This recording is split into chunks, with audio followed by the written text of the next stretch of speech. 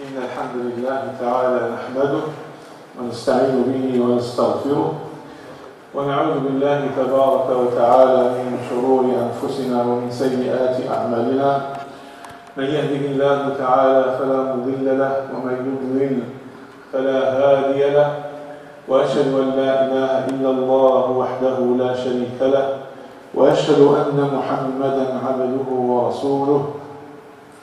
أما بعد، فإن أصدق الحديث كتاب الله تعالى، وأحسن الهدي هدي محمد صلى الله عليه وآله وسلم، وشر الأمور محدثاتها، وكل محدثة بدعة، وكل بدعة ضلالة، وكل ضلالة في النار.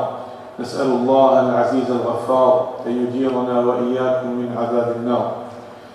اللهم صل على محمد وعلى آل محمد كما صليت على إبراهيم وعلى آل إبراهيم، وبارك اللهم على محمد وعلى آل محمد كما باركت على إبراهيم وعلى آل إبراهيم في العالمين إنك حميد مجيد. Inshallah, we will continue our conversation about the importance of الدعاء. Started this series last week, alhamdulillah rabbil alameen.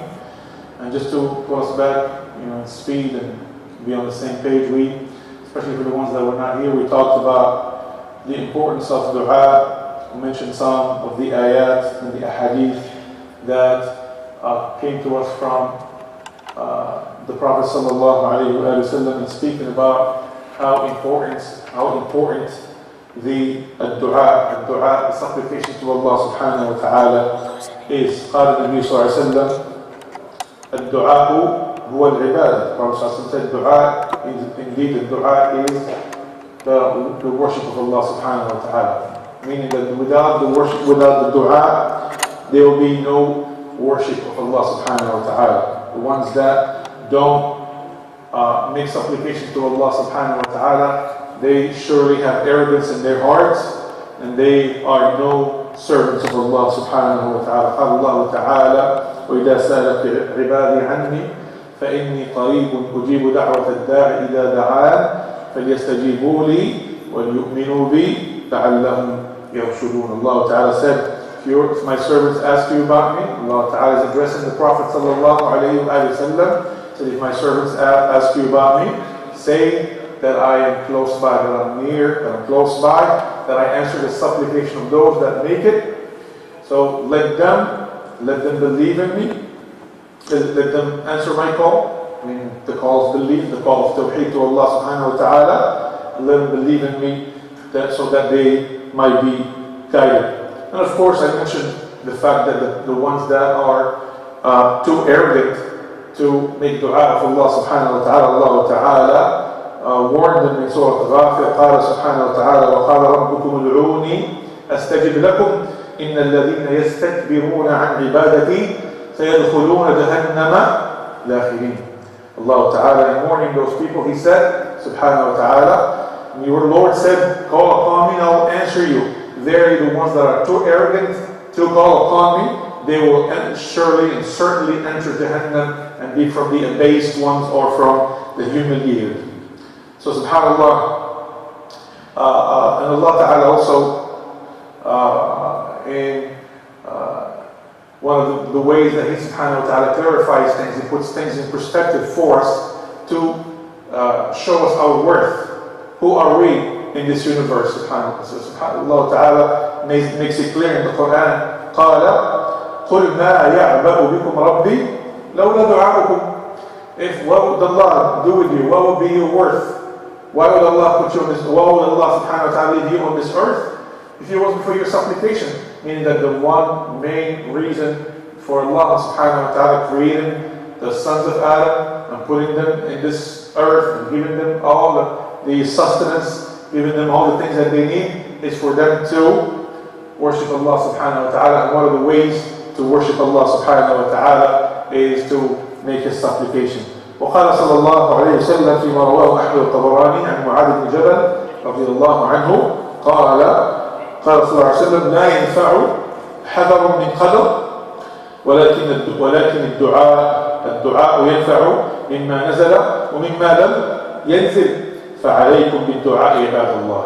This is, subhanAllah, advice from the Prophet ﷺ. He's saying that the fear and you being careful, you being cautious with things in this life would not change anything from the decree of Allah subhanahu wa ta'ala. But rather it is the dua. Dua will benefit you when it comes to the things that already took place, means the calamities that befall the person, and the calamities that are on their way. The dua will benefit you in that. So he said, فَعَلَيْكُمْ, I advise you to do as much supplication as you possibly can. So we mentioned many hadith, if you remember, that pertain to the importance of dua. But subhanAllah, we talked about something in particular.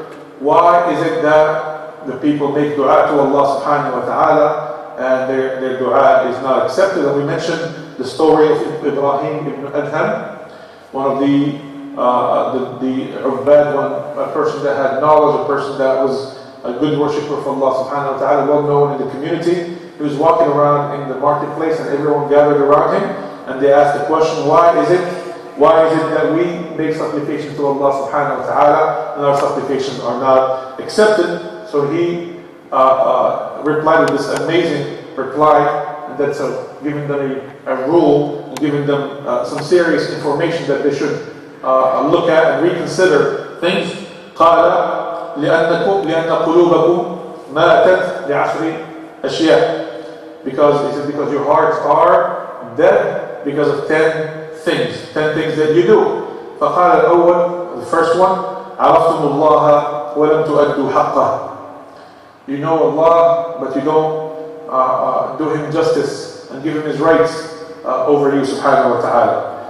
Number 2, زعمتم أنكم تحبون رسول الله صلى الله عليه وسلم ولم تتبعوا وتركتم سنته. You claim that you love the Prophet sallallahu alayhi wa sallam, but you do not follow his sunnah. Number 3, قرأتم القرآن ولم تعتبروا ولم تعملوا به. قرأتم القرآن ولم تعملوا به. You recite the Quran, but you don't implement it in your lives.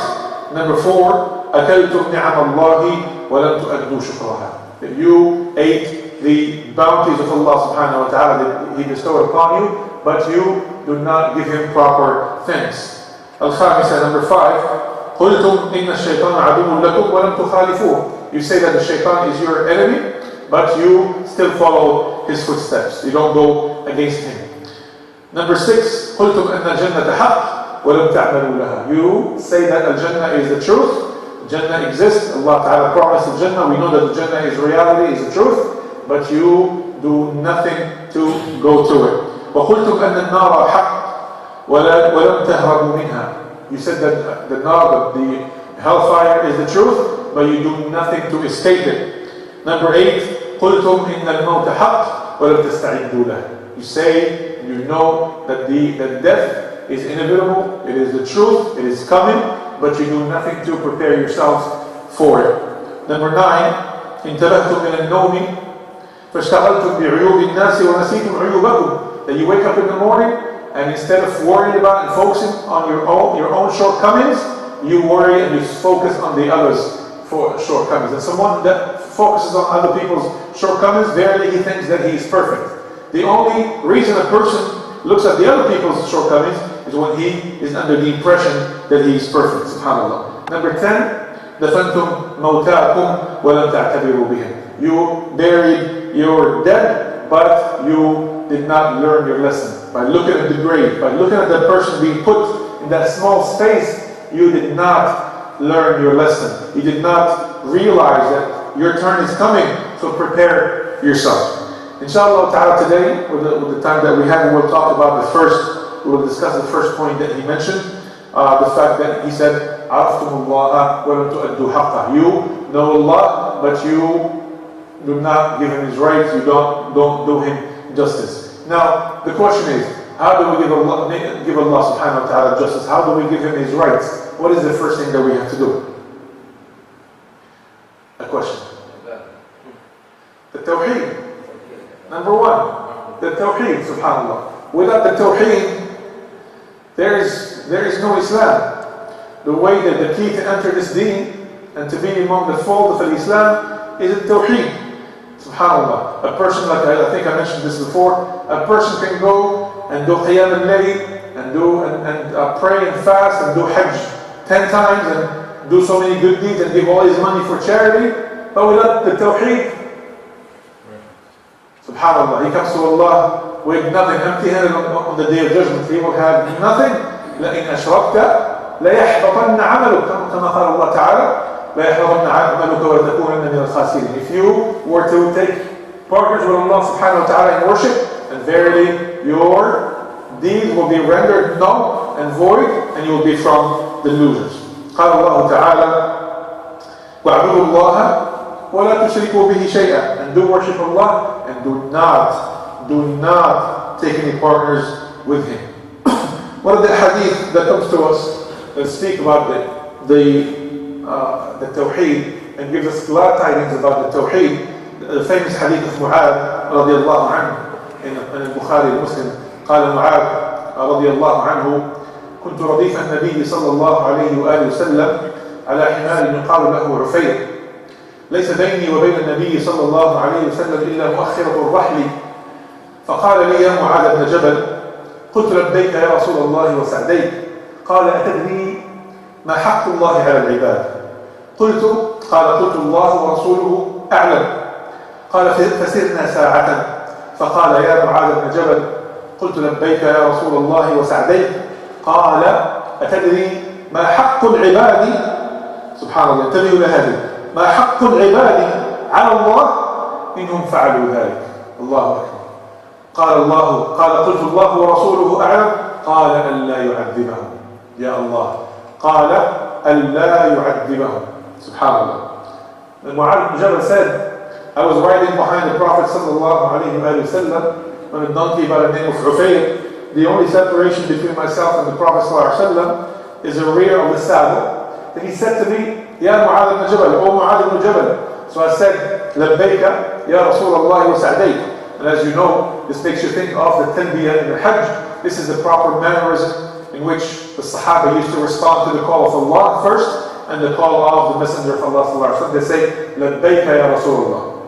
So the Prophet ﷺ proceeded to teach Mu'adh as he did with the Sahaba, especially the young ones, the young men of the Sahaba. That's why they turned out to be the scholars, the first scholars of this ummah. He took good care in teaching them this, especially the Aqidah, the Tawheed. He said, do you know what is the right of Allah over His servants? He said, Allah and His Messenger knows best. He said, for them to worship Him and not take any partners with Him. He said, then we rode for a while, and then he called me again and said, Ya Mu'adh bin Jabal. I said, Labbayka ya Rasulullah wa sa'dayk.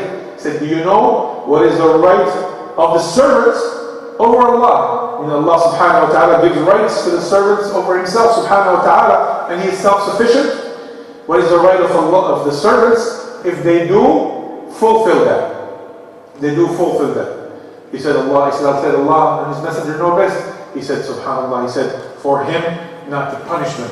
For Him not to punish them. The ones that fulfill, truly, their duty of Tawheed, the reason that they were created, do the Tawheed of Allah subhanahu wa ta'ala, they should know and have the good news and glad tidings that Allah subhanahu wa ta'ala, with His mercy and generosity, will not punish them if they do fulfill. But He said, in whom فعلوا ذلك. لن يقل إنهم قالوا ذلك أو عرفوا ذلك أو ظنوا ذلك. He said, if they do fulfill that, they do it, deeds. Not if they know it, if they think it, if they realize it, if they believe in it, it's not enough. Belief by itself is not enough. The belief has to be followed by the good deeds. And this is the main difference between the religions of the past. They used to be Islam and they changed to something else because they wanted to make it convenient and easy for themselves, and they started basing the whole thing on just belief. You just have to believe. Sounds familiar, doesn't it? You just have to believe. How about good deeds? No, you just have to believe. If you believe, you're saved. It means go the whole week and be a crook, and be a fornicator, and subhanAllah, and scam people, and do all kinds of crazy things. But as long as you go to a place of worship once a week, and then you proclaim your belief, you say, I believe and I testify, then you should be saved, subhanAllah. It does not work that way. It does not work that way. The belief has to be followed with good deeds. The tawheed, ashhadu an la ilaha illallah, this kalima that is heavy on the scale on the day of judgment, kalimatul tawheed, has implications, and those implications have to be met for that kalima to mean something on the day of judgment. Musa alayhi salam, as the Prophet ﷺ revealed to us, said, the Prophet ﷺ said that Musa alayhi salam said, Ya Allah, give me something by which I will call upon you. فقال الله عز وجل يا موسى قل لا إله إلا الله. He said, oh Musa, say لا إله إلا الله. So Musa alayhi salam, being the prophet and the messenger of Allah and the kalim of Allah subhanahu wa ta'ala, one of the 5 major messengers, he said, Ya Allah, all your servants say that, meaning give me something special. So Allah ta'ala said, Ya Musa, if all the heavens and their dwellers besides me, and all of the earths, the 7 earths in one of the narrations, and their dwellers were to be put on one side of the scale, and La ilaha illallah was to be put on the other side of the scale, it will outweigh them by Allah. It will outweigh all of the heavens and the earth and all of their dwellers, subhanAllah. The heaviest thing, if a person lives his life and he's able to have La ilaha illallah be presented on his scale, give him glad tidings, give him good news. What comes after will be easy, inshallah ta'ala. What comes after will be good if you're able to maintain La ilaha illallah and maintain the implications of La ilaha illallah and have La ilaha illallah be accepted from you and be put on your scale on the day of judgment. SubhanAllah, you made it, inshallah ta'ala. We ask Allah ta'ala to make all of us from the dwellers of Al-Jannah, inshallah ta'ala. So this hadith is a tremendous tremendous news and glad tidings for the ones that will live upon La ilaha illallah and die upon it. قال الله عز وجل في محكم كتابه الذين آمنوا ولم يلبسوا إيمانهم بظلم أولئك لهم الأمن وهم مهتدون. صلى الله تعالى يجعلنا وإياكم منهم. Allah Ta'ala said the ones that have believed and did not mix their faith, their iman with iniquity or oppression, dhulm, those will be the secure ones on the day of reckoning, and they are the ones that will be guided. Allah Ta'ala قال الله عز وجل تبيانا لصراع الأنبياء مع أقوامهم الصراع بين التوحيد والشرك. Allah Ta'ala is showing the hardship that the prophets and messengers went through to combat, to counter the shirk of their people and to bring them the tawheed. Allah Ta'ala brings us many stories. One of them is the story of Ibrahim alayhi salam. قال الله تعالى وإذ قال إبراهيم لأبيه آزر أتتخذ أصناما آلهة. When Ibrahim said to his father Azar, do you take asnam, idols, to be your gods, your deities, to be your subjects of worship? إِنِّي أَرَاكَ وَقَوْمَكَ فِي ضَلَالٍ مُبِينٍ. I surely see you and your people to be completely misguided. وكذلك نري إبراهيم ملكوت السماوات والأرض وليكون من الموقنين. That way we show the dominion of the heavens and the earth to Ibrahim, so that he will have certainty, so that he will have no doubt. فلما جن عليه الليل رأى كوكبا. When the night fell, he saw a star, a kawkab. قال هذا ربي. Obviously, Ibrahim alayhi salam is not a mushrik. He does not believe in the deity of the stars and the moon and things like that. But obviously he's trying to put a scenario together to make his people think, instead of just being stuck on the things that they were taught by their parents. Because incidentally, subhanAllah, as the scholars of Islam say, that half of the kufr and half of the shirk and half of the bid'ah that you'll find on the earth is from the sunnah, the way of the aba, of the fathers and the forefathers. هذا ما وجدنا عليه آباءنا. Subhanallah. That is why, subhanallah, the effect of a father over his offspring, over his children, is tremendous. And that's why, subhanallah, as fathers, we have to use this particular effect that we have on our children to steer them towards the tawheed, to steer them towards the worship of Allah subhanahu wa ta'ala. That is why Allah ta'ala, in talking about the manasik of al-hajj in Surah Al-Baqarah, قال سبحانه وتعالى وإذا قضيتم مناسككم فاذكروا الله كذكركم آباءكم أو أشد ذكرا. Allah subhanahu wa ta'ala is talking about the manasik, but He put something amazing for us to ponder upon. He said that if you finish your rites R-I-T-E, or rituals, then do the dhikr, do the mention Allah subhanahu wa ta'ala as you would mention your parents, your fathers, your forefathers, or even more so. This is Allah ta'ala showing us that the father is so important. The fathers and the forefathers are so important. So if Allah ta'ala puts us in that position as fathers, then we have to work on ourselves really hard to be as pious as we can. إذا صلح الأصل صلح الفرع. If the origin is good, sound, fundamentally sound, then subhanallah, what comes from it will be sound. If a tree is healthy, the branches of it will be healthy. If your tawheed, your iman is healthy, then the tawheed and the iman of your children will be healthy, inshallah ta'ala. Especially, ya ikhwan, especially being in this country. The majority of our people that live around us, our neighbors, they're not Muslims. Of course, our duty is to call them to Islam, inshallah ta'ala, and we'll do a few lectures about this particular the subject, the importance of da'wah. But subhanallah, our children will grow up in this environment, and they will be deeply affected by it if we are not careful.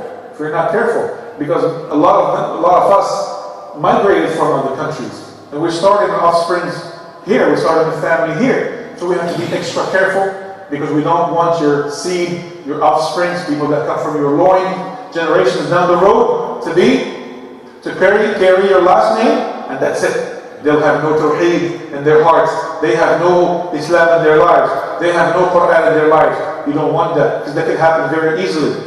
100, 200 years down the road, if the life of this earth remains and keeps going, then you have many, subhanAllah, they could be 10, 15, 20, up to hundreds from your offsprings, carrying your last name, but subhanAllah, they will have no Islam. And this will be the fault of everyone. The fault of everyone who did not do his best. Do your best in bringing them to the deen of Allah subhanahu wa ta'ala, the tawheed, and then ask Allah ta'ala, make the supplication to Allah. Use this family, subhanAllah. Not in the time of the Prophet sallallahu, not in the time of the Sahaba, not in the time of the Tabi'in, some people that lived in our time. This person that has 12 kids, they're all, subhanAllah, from the righteous. They're all pious. They're all memorize the Quran. They asked him, how'd you do it? All 12? SubhanAllah, all of them, mashallah? He said, it's very, very simple. I dedicate one night of Qiyam al-Layl for each one of them. This night is for Muhammad. This night is for Ibrahim. This night is for Yusuf. Every night is dedicated in dua to one of them. When we go back to the power of the dua, the subject at hand, it is so important that you do your best. Then you ask Allah subhanahu wa ta'ala to make your children righteous. لأنه سمي الرب سبحانه وتعالى لأنه الذي يربي.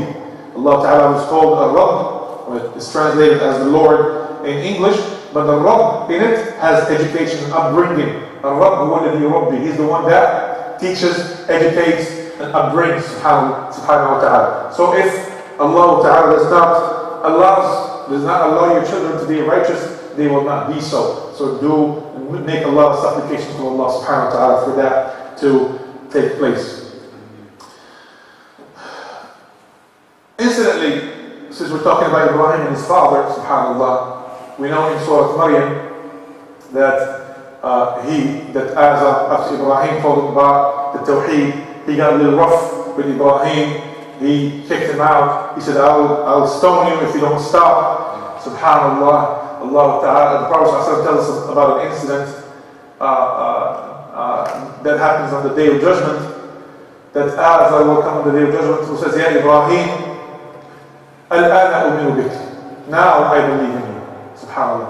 Wallahi, personally, when I think about that, Allah gives me the chills. Because think about it. Your son is not only a prophet, he is a prophet and a messenger, and one of the 5 best messengers that Allah Ta'ala sent to mankind. And you, the father, you are a mushrik. You are the maker of the idols. You sell the idols that people worship.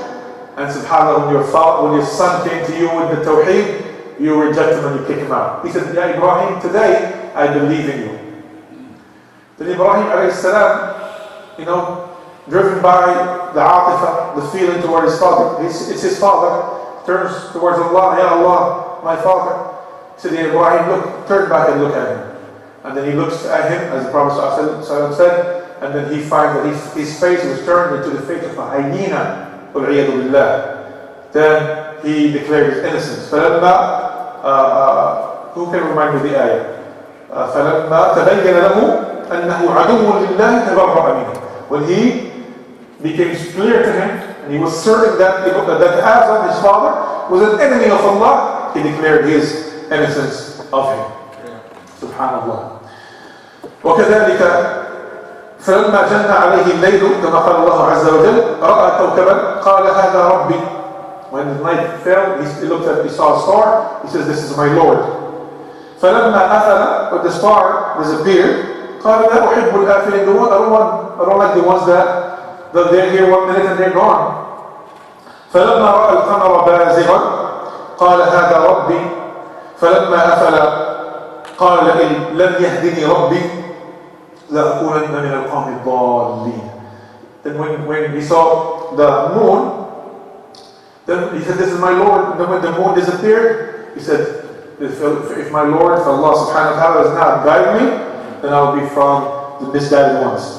فلما رأى الشمس بازغة قال هذا ربي هذا أكبر. When he saw the sun shining, he said, this is my Lord because it's bigger.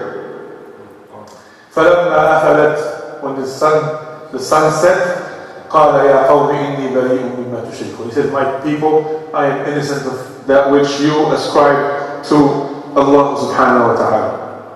إني وجهت وجهي للذي فطر السماوات والأرض حنيفا وما أنا من المشركين. This is where we get the word Hanafi, that the Arabs, the tribe of Muhammad sallallahu alaihi wasallam, for the longest time, for thousands of years, they were on the Hanafiya. They were on the millah and the religion of Ibrahim alayhi salam. And Hanafiya incidentally means that you're staying straight, leaning away from the shirk and being straight on the tawheed. That's what Hanafiya means. He said, I face towards the one, put my face towards the one that created. And fatara, remember we explained the word fatara is to create from nothing, to create without a previous blueprint, to create without a previous example. الذي فطر السماوات والأرض سبحانه وتعالى. Then I turn my face towards to the one that created the heavens and the earth. Hanifa, staying away from the shirk and being straight on the tawheed. وما أنا من المشركين. And I am not from the ones that ascribe partners with Allah. Then Allah Ta'ala said, وَحَاجَّهُ قَوْمُهُ. Then these people started arguing with him, debating with him. قال أتحاجوني في الله وقد هدان. You debate with me about Allah and He subhanahu wa ta'ala, He guided me. ولا أخاف ما تشركون به إلا أن يشاء ربي شيئا. They started threatening him. They said, you're not afraid that our aliha, our gods, they will afflict you with harm, they will destroy you because you don't believe in them? Subhanallah. And his answer, Allah does not give us their question, what they said, but He gives us the answer to that, subhanahu wa ta'ala. He said, I do not fear the ones that you ascribe with Allah, the partners that you ascribe with Allah, except if Allah wills something. That means no harm will come to me except if Allah subhanahu wa ta'ala wills it. وَسِعَ رَبِّي كُلَّ شَيْءٍ عِلْمًا. He is solidifying the meaning of the Tawheed, in talking about the creation of the heavens and the earth, in talking about Allah Ta'ala encompassing all of things. وَسِعَ رَبِّ كُلَّ شَيْءٍ عِلْمًا. That Allah Ta'ala, my Lord, encompasses everything with His knowledge. أَفَلَا تَتَذَكَّرُونَ. Shouldn't you remember, shouldn't you recall, shouldn't you think about this?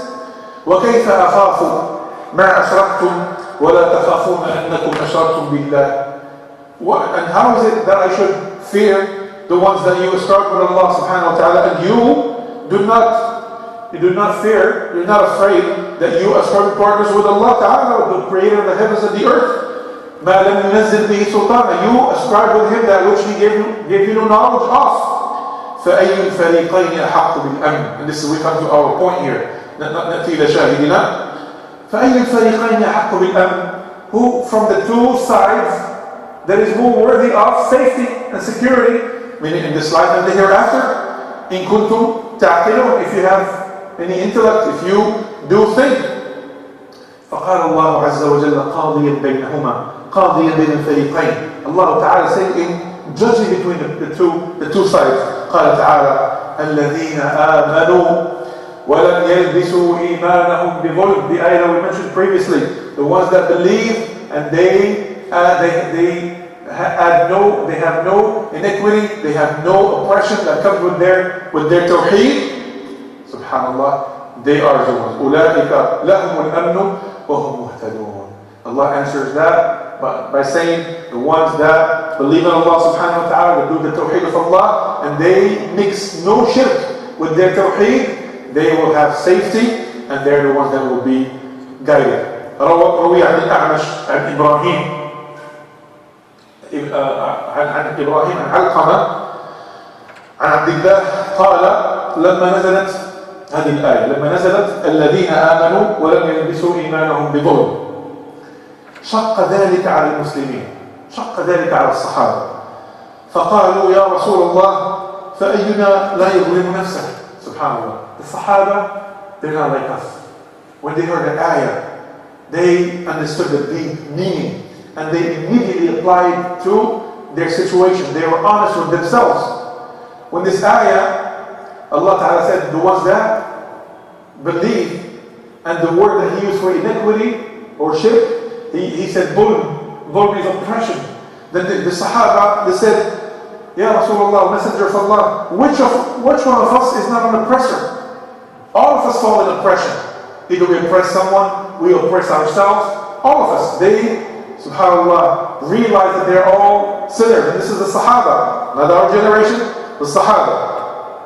فقال صلى الله عليه وسلم الذي أرسل رحمة للعالمين قال ليس ذلك إنما هو الشرك إنما هو الشرك ألم تسمعوا إلى ما قال لقمان لابنه وهو يعظه يا بني لا تشرك بالله إن الشرك لظلم عظيم. Subhanallah.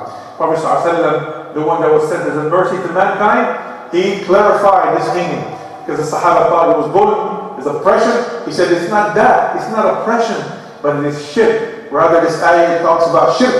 He said, didn't you hear what Luqman said to his son? As Allah Ta'ala revealed in Surah Luqman, my son, Ya Bunay, do not ascribe partners with Allah. Verily, ascribing partners with Allah Subhanahu wa Ta'ala is a tremendous zulm, the tremendous oppression, the tremendous inequity. ثم قال الله عز وجل تلك حجتنا آتيناها إبراهيم على قومه. اختلف أهل العلم في هذا. The ayah that came after, Allah Ta'ala said, and that is our proof, our hujjah, our proof that we gave to Ibrahim when it comes to his people. Mujahid rahimahullah and others said the hujjah that he presented to his people when he was having this conversation with them about the shirk, about the tawheed and the shirk, the one that we mentioned, الَّذِينَ آمَنُوا وَلَمْ يَلْبِسُوا إِيمَانَهُمْ بِظُلْمٍ, the one that believe and they do not have any iniquity with their iman. But other ulama, other scholars of tafsir said the hujjah of Allah, the proof that Allah is talking about, is the proof when it comes to the conversation that Ibrahim alayhi salam had with Namrud, the king of his time, the one that claimed deity, the one that claims divinity, the one that claims that he kills, he's the one that causes people to stay alive.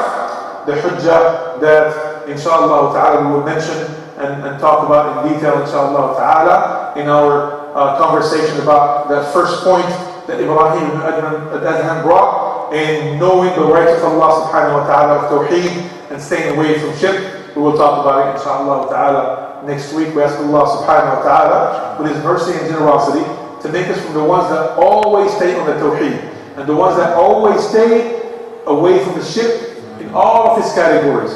We ask Allah subhanahu wa ta'ala to make us from the ones that when they hear the speech they follow the best of it. أقول قولي هذا وأستغفر الله لي ولكم وسبحانك اللهم وبحمدك أشهد أن لا إله إلا أنت أستغفرك وأتوب إليك والحمد لله رب العالمين وجزاكم الله خيرا.